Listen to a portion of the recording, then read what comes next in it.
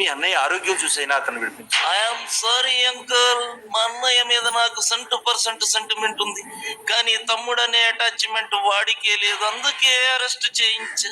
నిజంగా నా కూతురు నేను గదిలోకి పిలిచిందా? చెప్పు. నింద వేసినంత సులభం కాదు బాబు నిజం చెప్పడం.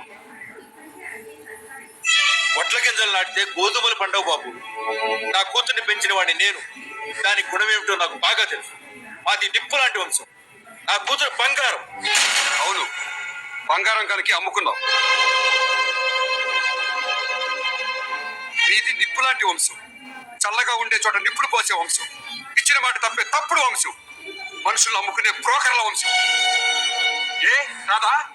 కన్న కూతురిని ప్రేమించిన వాడికి అమ్మే నీకు, రాత్రి కింద డబ్బు తీసుకుని పక్కలేసే బ్రోకర్ కి తేడా ఏంట్రా? బ్రోకర్ కంటే హీనంగా బిజినెస్ మైండ్ తో నీ కూతురికి పెళ్లి చేశావు. నాతో పెళ్ళైతే నీకు వచ్చేది 25 లక్షలు, వీళ్ళైతే కోట్ల ఆస్తి వస్తుందని అగ్రిమెంట్ అక్కుపాలు చేసి అల్లుడిని మార్చేశావు. అదే బిజినెస్ మైండ్ తో నేను అడుగుతున్నాను, నీ అల్లుడిని విడిపిస్తాను, నీ కూతురు నా దగ్గరికి పంపించు. వ్యాపారంలో సరుకు బాగుపోతే మార్చేస్తావు, అలాగే నీ అల్లుడు కూడా మార్చేయి. మార్కెట్ లో కూరగాయలు కొన్నాక అందులో పుచ్చులుంటే ఎలా రిటర్న్ చేస్తావో నీ కుట్టేలుడు కూడా రిటర్న్ చేయి. అన్ని సక్రమంగా ఉన్న నన్నల్లుడిని చేసుకో. వ్యాపారస్తుడివి కదా, వ్యాపారమే మాట్లాడుతున్నా.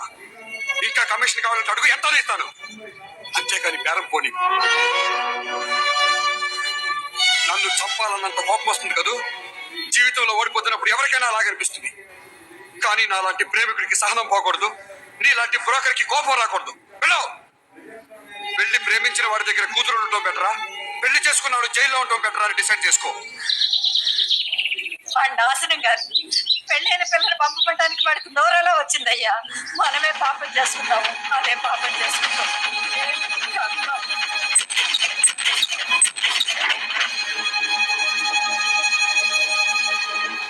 ఏంటి వ్యాపారస్తుడిగా మారే పెళ్ళాన్ని పక్కలోకి పంపిస్తే మొగుడు